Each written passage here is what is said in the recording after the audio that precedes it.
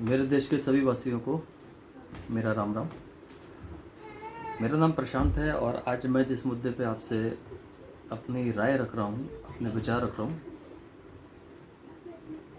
वो मुद्दा है हमारा क्या हुआ हम तमिलनाडु हारे, मतलब बीजेपी हारी। क्योंकि हमें कोई फ़र्क नहीं पड़ता। मेरी समझ से मेरा मेरा जितना भी अपना अनुभव है उसमें मैंने एक चीज़ देखी कि इकलौती हिंदू ऐसी कौम है जो सिर्फ़ और सिर्फ अपने स्वार्थ के लिए जीती है, जिसे स्वार्थ के अलावा कभी कुछ नहीं आया। पढ़ लिख जाएं, शादी हो जाए, बच्चे हो जाएं, बच्चों की पढ़ाई हो जाए, वो अच्छी नौकरी पालें और उनकी शादी हो जाए, बस हमारी जीवन स्थिति, हमारा जीवन जीने का तरीका सिर्फ इतना है। कोई फ़र्क नहीं पड़ता। आज तक हम अपने 1000 साल के इतिहास से कभी कुछ सीख नहीं पाए। पहले भी हमारा ये डर रहा था और आज भी यही है। हिंदू को मारने वाला कभी हिंदू नहीं हुआ, कोई और मुसलमान नहीं हुआ। किसी और की हिम्मत ही नहीं हुई कि कोई हिंदू को मार सके। सिर्फ और सिर्फ हिंदू को मारने की हिम्मत थी हिंदू में।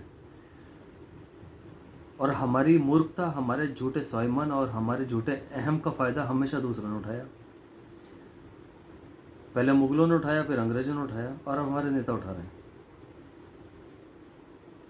और हम कभी हिंदू हो ही नहीं पाए। आज आप कहीं भी देखिए, यादव हैं, ब्राह्मण हैं, कोई जाटव है, कोई गुज्जर है, कोई कायस्थ है, बस। और हम सिमट के रह गए अपने स्टेट में।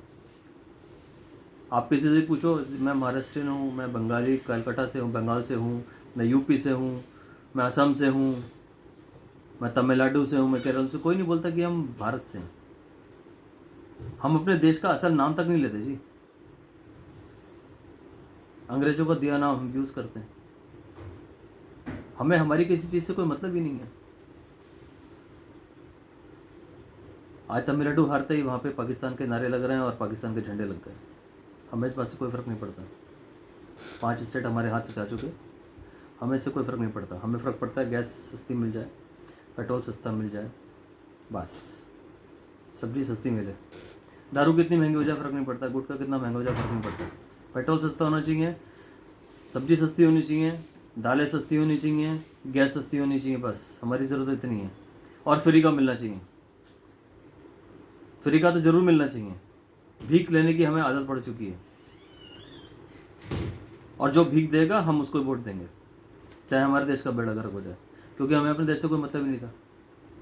आप पीछे का इतिहास उठा के देखो, कुछ मूर्ख थे जो इस देश के लिए मर गए। कभी कभी सोचता हूँ वो क्यों मरे, क्या उनके दिमाग में सनक थी, समझ में नहीं आया मुझे आज तक कि उनके लिए मातृभूमि सब कुछ थी, ये सनातन धर्म ही सब कुछ था। आज हम सेकुलर बन गए, लेकिन सेकुलर का आज जो मतलब है ना, वो नामर्दगी के अलावा कुछ नहीं है।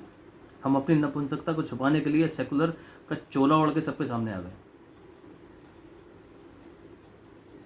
और हिंदुओं के पास तो इतना टाइम भी नहीं है कि वो सही से वोट कर सकें। 50% तो हिंदू वोट ही नहीं करता है। चाहिए सब कुछ लेकिन वोट नहीं करता। समझदारी इसे कहते हैं कि अगर अपने दुश्मन से भी कुछ सीखने को मिले तो हमें सीखना चाहिए। अगर मुसलमान हमारा दुश्मन है तो उससे भी सीखने के लिए बहुत कुछ है हमारे पास में। वो सिर्फ और सिर्फ इस्लाम के लिए जीता है और इस्लाम के लिए मरता है। आप उसको कुछ भी दे दो, पूरी ज़िंदगी भर दो, लेकिन अगर आप उसे इस्लाम के अगेंस्ट में हो तो वो आपका सगा नहीं है। बीजेपी घर भी दे रही है, सिलेंडर भी दे रही है, बिजली मुफ्त दे रही है, सब कुछ दे रही है, स्वास्थ्य का बीमा भी दे रही है, सब दे रही है, लेकिन वो सगा सिर्फ अपने इस्लाम का है। जो उसके इस्लाम की बात करेगा वो उसका सगा है, वो उसको वोट देगा। और जो इस्लाम का है वो उसका है। और ये बहुत अच्छी चीज़ है। मैं बचपन में सुनता था कि साहब मुसलमान लकीर का फ़कीर होता है। वो अगर लकीर का फ़कीर है तो अपने मजहब के लिए, अपनी उस किताब के लिए जिसको वो कहता है कि आसमानी किताब है, जिसको उसके अल्लाह ने दिया, वो उसी का अनुसरण करता है। और वो किसी और की मानता भी नहीं, सुनता भी नहीं, और किसी की हिम्मत नहीं जो उस किताब के खिलाफ में एक शब्द बोल जाए। किसी की हिम्मत नहीं है। कोई बोल दे गर्दन कट जाएगी उसकी। लेकिन हमारे यहाँ हम खुद हिंदू अपने देवी देवताओं पे, अपने भगवान पे उंगली उठाते हैं। जैसे आजकल एक उंगली उठी है रामचरितमानस की एक दोहे पे, एक पंक्ति पे, उसका विरोध करने वाला भी हिंदू ही है, कोई मुसलमान नहीं है। और जो हालत चल रही है, ये निश्चित है आने वाले 10 से 15 साल में भारत एक इस्लामिक देश होगा और हम फिर गुलाम की ज़िंदगी जिएंगे, क्योंकि हमें आदत है गुलामी की। हम आज भी आज़ाद नहीं हैं, क्योंकि हमारे पास ना हमारी भाषा है, ना हमारे पास हमारी संस्कृति है, ना हमारे पास हमारा सभ्यता है, ना हमारे पास हमारा पहनावा है, ना हमारे पास हमारा खान पान है। जो कुछ है दूसरों का है। और उसके बाद भी हम कहते हैं साहब हमारी हस्ती नहीं मिटती है। बचा क्या है हमारी हस्ती मिटने में? गर्व से कहो हम हिंदू हैं। किस बात के लिए कहूँ मैं हिंदू हैं? किस बात से कहते हो कि आप हिंदू हो? कोई चीज़ है सनातन धर्म की आपके पास? अगर कुछ हो तो मुझे कृपया जानकारी दीजिए। और कब तक भटके रहोगे ये भी बता दो भाई। इस देश में हिंदू कब मिलेगा मैं ये जानना चाहता हूँ। मैं अपनी आंखों से ये देखना चाहता हूँ कि इस देश में हिंदू मिले। मुलायम सिंह यादव थे, लेकिन इतना गलत स्टेटमेंट देने के बाद कि लड़कों से गलती हो जाती है। हिंदुओं में जो यादव जाति है उसने सिर्फ मुलायम सिंह यादव को वोट किया, क्योंकि वो हिंदू नहीं है, वो सिर्फ यादव है। और मुलायम सिंह यादव थे इसलिए उनको वोट भी मिला और वो जीते भी, उन्होंने सरकार भी बनाई। हमारे अंदर ये सबसे बड़ी दिक्कत है। मायावती इसलिए जीती क्योंकि वो आपके दलित है। आज दलित भगवान को गाली देते हैं। वो ये कहते हैं कि साहब अम्बेडकर साहब हमारे भगवान हैं, तो अम्बेडकर साहब को भेजने वाले भी दुनिया में भगवान ही थे। अम्बेडकर साहब खुद तो आए नहीं थे। जिस भगवान ने अम्बेडकर साहब को आपके लिए भेजा, आप उसी भगवान को गाली देते हैं क्योंकि आप हिंदू नहीं हैं। वीडियो आती है कोई लड़का हनुमान जी की मूर्ति को थप्पड़ मार रहा है। ऐसी तो जाहिलियत है हमारे अंदर। भगवान को गाली दे रहा है, कोई त्यौहार को गाली दे रहा है। उसके पीछे का सच क्या है, क्या झूठ है, ये जानने की समझने की हमारे पास समय ही नहीं है। किसी ने कुछ भी कह दिया, हमने मान लिया और हमने करना शुरू कर दिया। लकीर का फकीर हम हिंदू हैं। किसी को कुछ पहनता देख लिया, वो पहन लिया। क्यों पहनना है क्यों नहीं पहनना हमें मतलब ही नहीं है। कोई अंग्रेजी बोल रहा है तो हमने भी अंग्रेजी बोलनी है।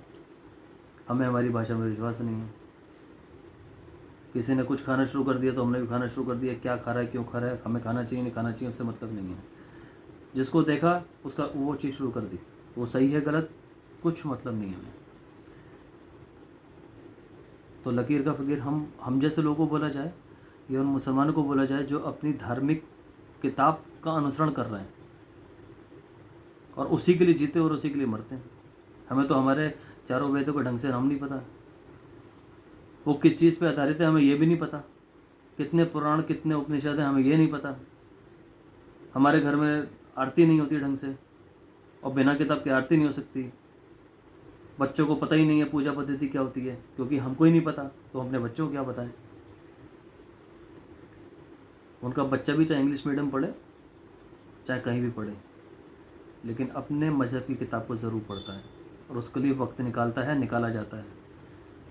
और उनके यहाँ कोई नहीं कहता है अरे कौन आजकल ये सब करता है, लेकिन ये बात हमारे यहाँ होती है क्योंकि हमने अपनी जड़ें खो दी, इसलिए हम बट गए और हमारा इसी चीज़ का फ़ायदा उठाया जाता है और लोग उठा रहे हैं। और आने वाले कुछ समय में हम ख़त्म हो जाएंगे। इसलिए मेरा विनम्र निवेदन है आप सभी से, एक बार कृपया विचार करें इन सब चीज़ों पे और हो सके तो अपने देश के लिए जिएं। देश है तो हम हैं, वरना हमारी हस्ती नहीं रहेगी। हम कहाँ से चले थे और कहाँ पे आ गए ये सोचने की ज़रूरत है हमें। यदि मैं कहीं गलत हूँ तो कृपया मुझे सही कीजिए। जय हिंद, जय भारत, वंदे मातरम।